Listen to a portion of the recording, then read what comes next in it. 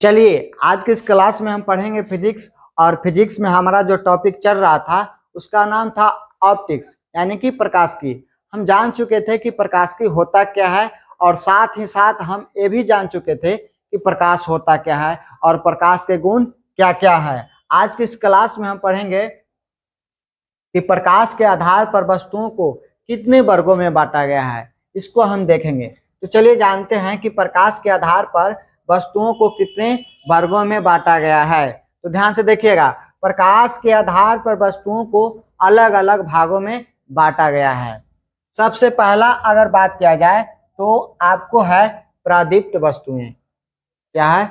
प्रादीप्त वस्तुएं। अब प्रादीप्त वस्तुएं होता क्या है, इसको हम देखने का प्रयास करेंगे। तो प्रादीप्त वस्तुएं कहेंगे किसको, ध्यान से सुनिएगा। जो खुद के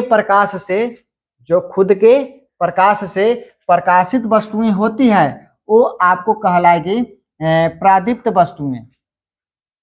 फिर से सुनिएगा, जो खुद के प्रकाश से प्रकाशित वस्तुएं होती है उन्हें हम क्या कहेंगे? प्रादीप्त वस्तुएं। जैसे अगर उदाहरण की बात किया जाए तो हो गया सूर्य, विद्युत बल्ब, लालटेन इत्यादि। ये आपको क्या है? प्रादीप्त वस्तुएं हैं। दूसरा जो है वो है आपको वस्तु अदीप्त वस्तुएं।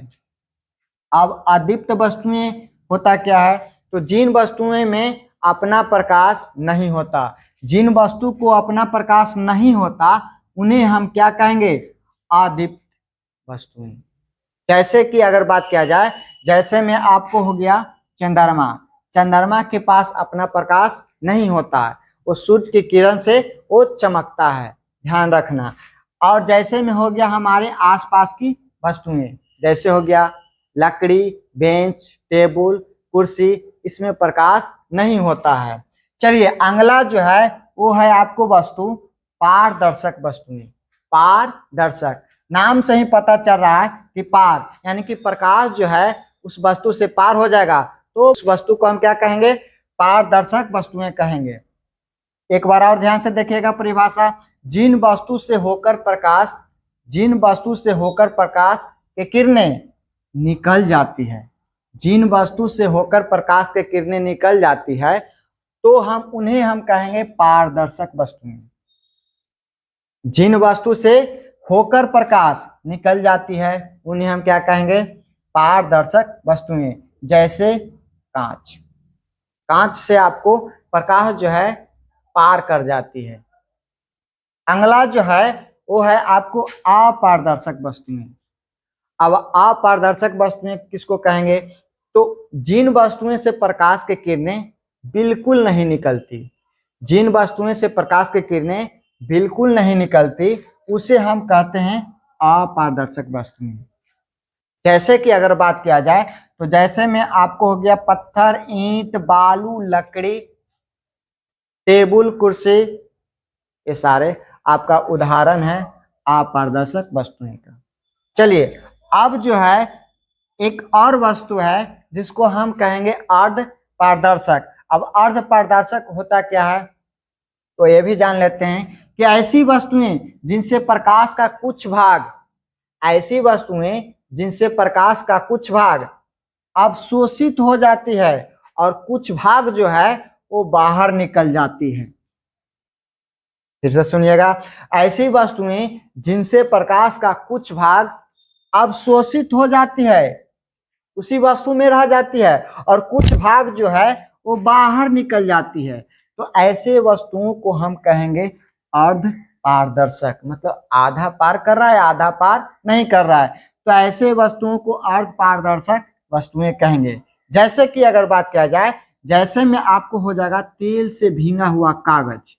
तेल से भींगा हुआ कागज से को आप अगर प्रकाश उसमें गुजारते हैं, टॉर्च को जलाते हैं, तो आपका प्रकाश जो है थोड़ा पार करेगा, थोड़ा पार नहीं करेगा। उसको हम क्या बोलेंगे? अर्ध पारदर्शक वस्तुएं। चलिए अगला जो है पॉइंट आपका जो है वो ध्यान से सुनने वाला बात है। ध्यान से सुनिएगा, यहाँ से आपको क्वेश्चन पूछने का संभावना बनता है। चलिए आगे देखिए, अगला जो है वो है प्रकाश किरण। अब हम जानने का प्रयास यह करेंगे कि प्रकाश किरण या प्रकाश के किरण होता क्या है। तो ध्यान से सुनिएगा, प्रकाश के किरण पथ यानी कि रास्ता को, प्रकाश के पथ को यानी कि पथ मतलब होता है रास्ता, प्रकाश के रास्ता को ही हम क्या कहेंगे, प्रकाश के किरण कहेंगे।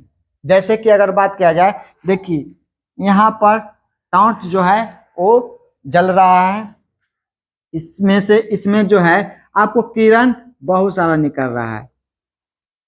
तो ये जो है किरण जो है, और किरण हमेशा सीधी निकलती है। चलिए अब बात करते हैं प्रकाश पुंज, कि प्रकाश पुंज होता क्या है।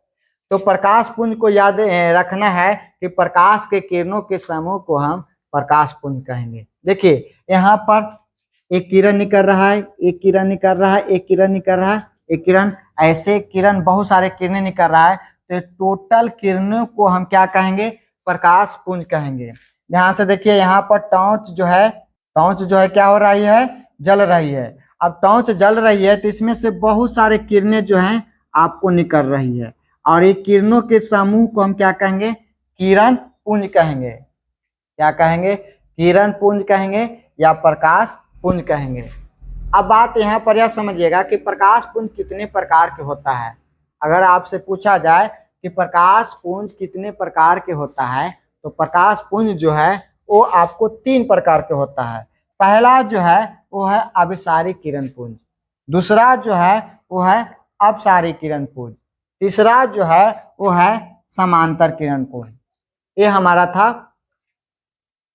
था हमारा प्रकाश पुंज के प्रकार, कि प्रकाश पुंज कितने प्रकार के होते हैं। प्रकाश पुंज 3 प्रकार के होते हैं, और ये 3 प्रकार को हम नेक्स्ट क्लास में हम देखेंगे। तो आज के लिए इतना ही।